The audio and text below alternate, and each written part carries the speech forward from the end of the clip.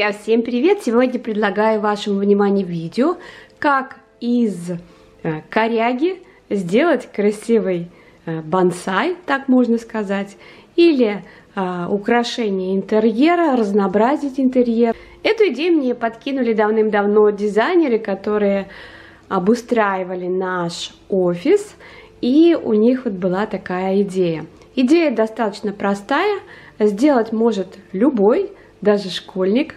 И для того, чтобы сделать бонсай, понадобится какая-нибудь необычная красивая коряга. Это можно поискать в лесу. Главное, чтобы эта коряга была сухая. Если она сырая, то ее нужно подсушить, помыть, все убрать, кору убрать. Если вам, например, понравилась форма, но она еще не подсохла. И потом подсушить, и после этого только делать. У меня уже нашлась такая коряга, нашла я ее на берегу реки, даже не реки, а такой деревенский пруд. Находилась долгое время, видимо, в воде. Друзья, у меня вот такая вот коряга, она меня устраивает. Также понадобится какое-то плоское блюдо, кашпо, так как бонсаи в основном, если вы знаете, растут в таких.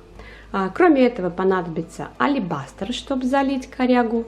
И также сверху мох, можно использовать камушки, песок и так далее. Вместо листвы я использую вот такую вот искусственную хвою. Продается она в цветочных магазинах и стоит недорого. Сейчас также можно эту хвою заказать по интернету. Первым делом, конечно, я развожу алебастр, заливаю корягу. И алебастр застывает достаточно быстро.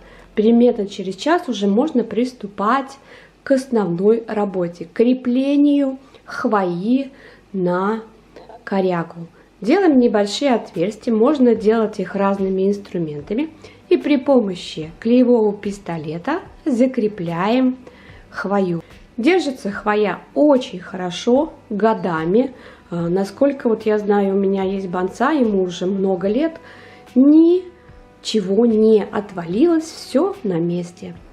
Все закрепляем. Главное, конечно, чтобы этот процесс доставлял удовольствие и вам нравилась ваша работа. Друзья, напишите, пожалуйста, под видео, что вы думаете насчет этой идеи, как она вам. Может быть, вы предлагаете что-то другое интересное, пишите под этим видео. А на этом я хочу попрощаться. До следующей встречи. Всем пока-пока.